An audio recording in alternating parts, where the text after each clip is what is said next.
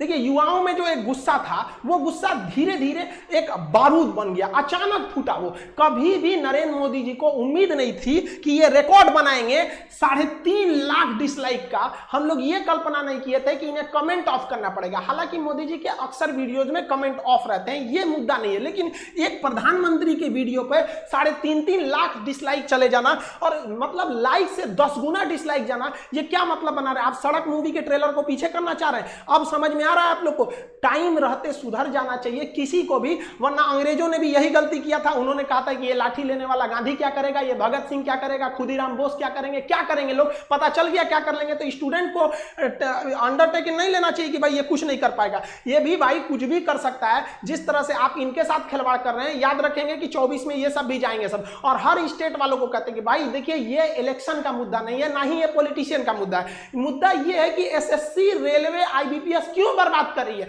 हम लोग गवर्नमेंट को केवल इसीलिए टारगेट कर रहे हैं क्योंकि ये संस्थाएं गवर्नमेंट के अंडर में काम करती है, वरना हम लोग को राजनीति से क्या मतलब है। टीचर अपने राजनीति से दूर रहता है, कोई इसमें भाग नहीं लेता है। लेकिन आज जो अन्याय होते जा रहा है, अब ये बर्दाश्त के बाहर हो गया है। बर्दाश्त के बाहर इसलिए हो गया है कि अब पूरा शिक्षित समाज अब खड़ा हो गया।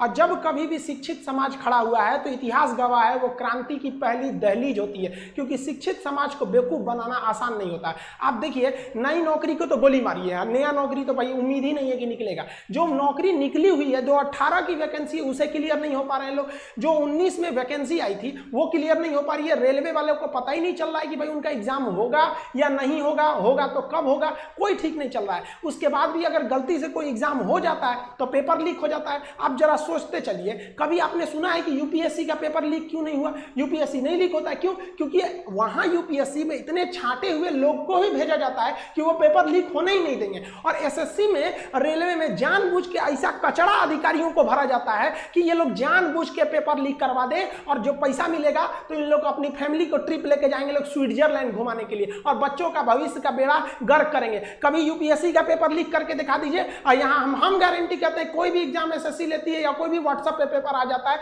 उसका इमेज स्क्रीनशॉट आने लगते हैं सर आधा घंटा 1 घंटा पहले कि ये क्वेश्चन आएंगे सब। देखिए सबसे बड़ा प्रॉब्लम क्या होता है ना कि सरकार की इच्छा शक्ति है या नहीं है। हम आपको 2019 का एग्जाम्पल देखिए, 2019 में 55 करोड़ लोगों ने वोट दिया। ये छोटा मोटा वोट नहीं था, 55 करोड़ लोग ने वोट दिया। 1 लाख सेंटर बनाए गए वोटिंग डालने के लिए, विद पूरी सिक्योरिटी के साथ वोट डाला गया, सबका उनका पर्चा दिया गया, आप जाके वहां वोट डालिए। 55 करोड़ लोग का। लेकिन इस 2019 के इलेक्शन से जस्ट 1 महीना पहले मार्च 2019 में एक वैकेंसी निकाली गई, 90,000 रेलवे की वैकेंसी निकाली गई। लोगों को लगा कि ये वैकेंसी उनके भविष्य के लिए, लेकिन भविष्य के लिए नहीं था। ये इसलिए मार्च में निकाला गया था क्योंकि अप्रैल में इलेक्शन थे, और इलेक्शन हो भी गया, 55 करोड़ लोग वोट भी दिए।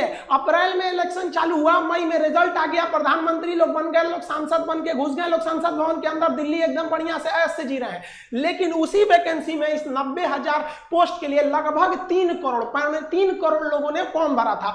अब रेलवे कह रही है कि हमारे पास वेंडर नहीं है, हमारे पास एग्जाम लेने की क्षमता नहीं है 3 करोड़ का, और उन 3 करोड़ लोगों ने 500-500 रुपए दिया था। तो आप गुणा कर लीजिए उन 3 करोड़ लोगों का 500-500 रुपए कितना हो जाएंगे। अब आप जरा देखिए, जो इलेक्शन कमीशन है वो 55 करोड़ लोगों का इलेक्शन करा सकता है, लेकिन जो स्टूडेंट्स के लिए सिलेक्शन कमीशन है वो 3 करोड़ लोग का नहीं करा सकता है। तो आप काहे लिए हम लोग से पैसा मांग लिए? स्टूडेंट्स का पैसा किस लिए लिए लोग? इतने दिन का पैसा आप कहां कर रहे हैं? आपको आज तक वेंडर नहीं मिला तो किस काम के हैं? आप सामने आके कहिए ना कि हमारे पास वेंडर नहीं मिल पा रहा है, हम कैसे एग्जाम कंडक्ट कराएं। आपको जब इतनी क्षमता नहीं थी तो इलेक्शन वहां पर आप फॉर्म भराने से पहले ही रोक देते। इससे तो साफ यही पता चलता है कि जो 90,000 की वैकेंसी थी वो केवल 2019 का चुनाव को ध्यान में रख के किया गया था। और जो पहले से जो ट्रैक रिकॉर्ड आ रहा है, अगर उस हिसाब से अगर हम बात करें तो ये जो 90,000 रेलवे की वैकेंसी है ये 2024 के इलेक्शन तक जाके ये उसको फाइनल किया जाएगा। यानी अब हिंदुस्तान में एक ट्रेंड बन चुका है कि एक वैकेंसी से आप 2-2 ठो एकदम बढ़िया से चुनाव जीत सकते हैं। बिहार में भी देख लीजिए, पिछली दरोगा की वैकेंसी का एग्जाम कब होगा कोई पता नहीं, लेकिन नया वैकेंसी आ गया है। क्यों? क्योंकि बिहार में चुनाव आ गया है। अब पिछला क्लियर नहीं हुआ, ये कर लीजिए, ये वाली भी उम्मीद रखिए कम से कम 24 तक हो जाएगा। अब लड़का हम लोग से पूछता है कि सर आप पढ़ा दिए, सिलेबस कंप्लीट हो गया, ये बताइए सर जो पढ़ा रहे हैं हम लोग का एकदम मोटिवेशन गिर गया है, सर रिवीजन भी करने का मन नहीं करता है, ये सोच के कि एग्जाम होगा भी नहीं होगा। लड़कों का भी कहना एकदम सही है, एग्जाम होगा नहीं। आप खुद सोचिए, अगर 2019 में इलेक्शन करा लिया जाए जाएगा और उसको 3 साल बाद रिजल्ट दिया जाएगा तो कैसा लगेगा नेता लोग को? नहीं पता इन लोग को। लेकिन इन लोग को क्या है कि नॉमिनेशन के तुरंत इन सब लोग को पता होता है कि हमारा कब इलेक्शन का पीरियड है, लेकिन इन लोग को यह नहीं समझ में आता है कि स्टूडेंट की लाइफ के साथ खेलना एकदम घातक है, क्योंकि एक बार अगर युवा बिगड़ गया ना तो फिर संभालना मुश्किल है। तलवारों के साए पर इतिहास हमारा बनता है, जिस ओर जवानी चलती है उस ओर जमाना चलता है।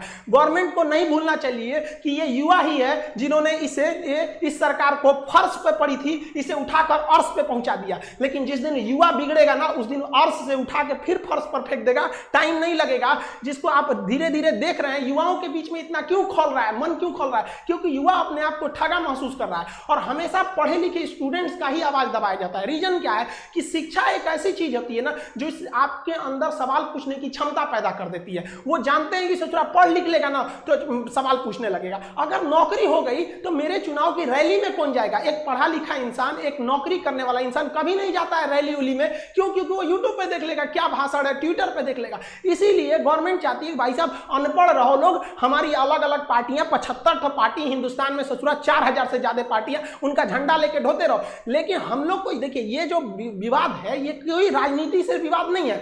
एक्चुअली क्या है कि जो भी स्टेट है उन स्टेट वालों की जो जॉब का एग्जाम है वो भी वही उसी हाल पे है जो रेलवे है, एसएससी है, आईबीपीएस है। ये जो तीनों चीजें ये सेंट्रल गवर्नमेंट के अंडर में आती है। अब आप बताइए अगर सेंट्रल गवर्नमेंट कोई अच्छा काम करती है तो गवर्नमेंट कहती है हमने किया, तो भाई गड़बड़ हुआ तो भी तो आप कहिए ना कि हमने गड़बड़ किया। ये क्या कि भाई अच्छा ठीक खराब हुआ तो हम नहीं किए। यहाँ पर आप ऐसे लोगों को जानबूझ कर दिया एसएससी रेलवे कि इन लोगों ने बेड़ा गर्क करके रख दिया। ये जो तीनों संस्था है ये टॉप रिक्रूटमेंट बॉडी है सब इन लोग का। इन लोग की वैकेंसी हम रिकॉर्डेड बता रहे हैं। मोदी जी ने भाषण में क्या कहा था कि हम हर साल 2 करोड़ जॉब लेंगे। ये हम अपने पास से तो नहीं बोल रहे हैं, उन्होंने ही बोला था और इनका ही समर्थक इसी 2 करोड़ वैकेंसी की बात को लेकर युवाओं में एक उत्साह था कि अब हमें 2 करोड़ वैकेंसी देखने को मिलेगी। लेकिन आप गवर्नमेंट का ही डाटा देख के देखिए, हर साल वैकेंसी घटते जा रही है। जो 2014 में वैकेंसी एसएससी 16,000 दी थी, 2019 में 8,000 आ गया, आधा घट गया।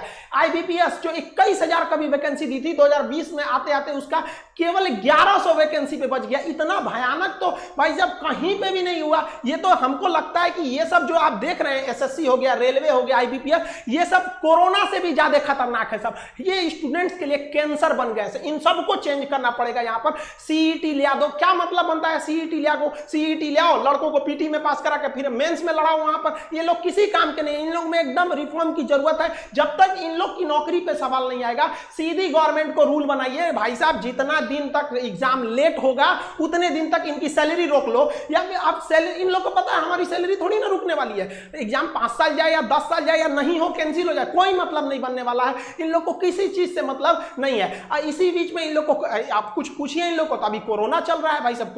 कोरोना के बीच में क्या कोरोना के बीच में सारा काम रुक गया? कोरोना के बीच में बड़े बड़े पॉलिटिशियन वाले काम हो गए सब। यहाँ पे लड़के ये प्रोटेस्ट पे प्रोटेस्ट कर रहे हैं, जेई वाले, नीट वाले, की भाई साहब हम लोग को क्यों जान लेना चाह रहे हैं? आप कोरोना के बाद एग्जाम ले लीजिएगा। नहीं, कोरोना के बीच में ही लेंगे, कोरोना तो चलता रहेगा। तो भाई साहब आप रिजल्ट भी दे दीजिए ना, कोरोना चलता रहेगा। इसमें इन लोग की सबको कोरोना दिखता है, जब रिजल्ट की बारी आ जाती है तब।